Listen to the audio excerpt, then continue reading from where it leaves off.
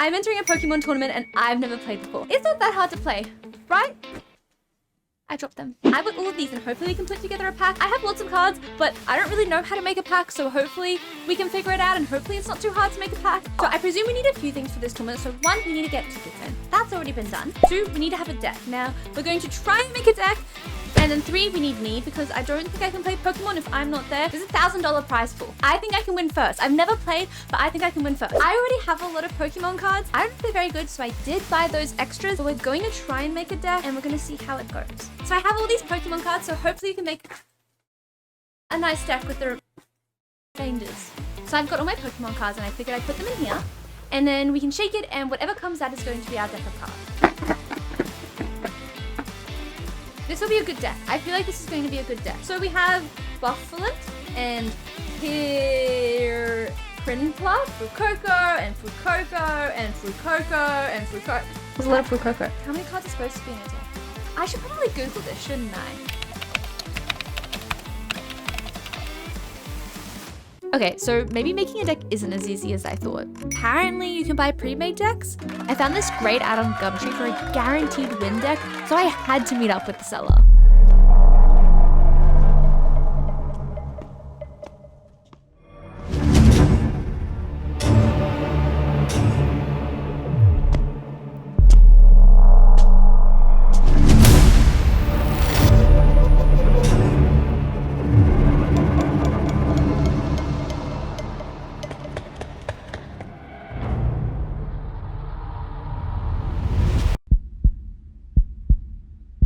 Okay, well, that was weird. Hang on, this deck isn't even viable?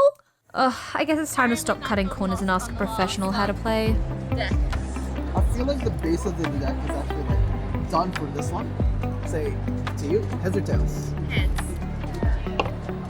Heads, so you can choose whether or not you go first or second. I'll go second. That's what I'm doing. So usually you would want to like cut, you'd ask them to cut your deck. That way you say like, okay, there's like charity saying, I'm not like stacking cards. Yeah. Now we pick up 7 cards. 7? 7. And then there's a rule called the mulligan rule. So if you don't have a card that has a basic Pokemon in your... Wait a minute. Strike that. Reverse it.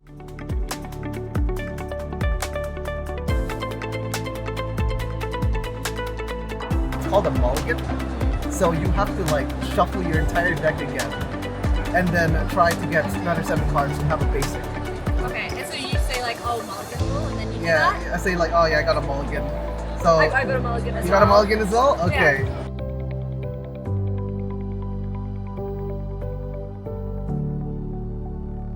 Have a basic Pokemon in each deck? Alright, so you put that Pokemon face down in the turn, face down over here as your active Pokemon, and then if you have like another card that you want to play, you can put them into the bench. So you put 6 and you put them over here. This is how we get it in. Good to go. And usually, they usually do a fist bump to say that we're ready to go. Okay. Look, now we can do the first turn. Okay. Alrighty, so I have my turn. Pretty bad.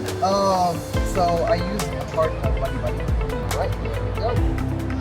And you usually put it on the turn? Only if it tells you like during your turn or like once during your turn. But this one only says like once during your first turn. Usually you can't do it at the first turn. You can't attack at the first turn because it'd be really scummy. It's just like, oh yeah, I'm gonna attack you and just like boom, done deal. But this Pokemon, if you go first, you can use this attack during your first turn. And that's what makes it very interesting. So every game will be completely different. Yeah. Good morning, guys. It is the morning of TGX. We have a Pokemon deck. It's not something that isn't in rotation. We're not actually going to get disqualified, which is great. See you guys then. We're going to go on a little journey.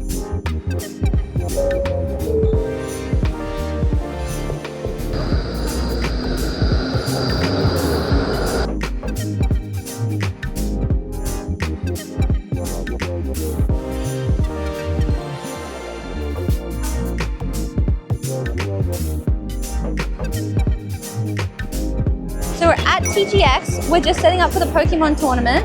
I need to write down all of my cards. It's gonna be great.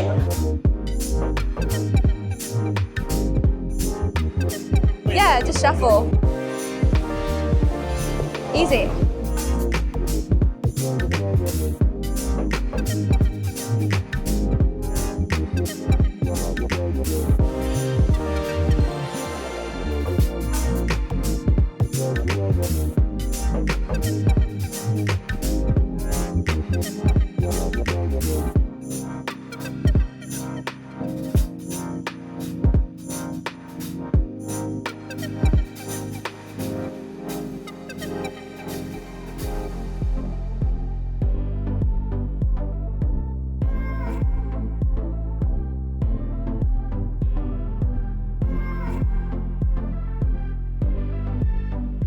I finished the Pokemon tournament and I came 26 out of 26. But I did get some goodies, so I think it was worth it because I only paid like a $10 entry fee and I got like a bunch of goodies. So we can go through and I can show you guys everything I got. I got this, it's a Pokemon playmat.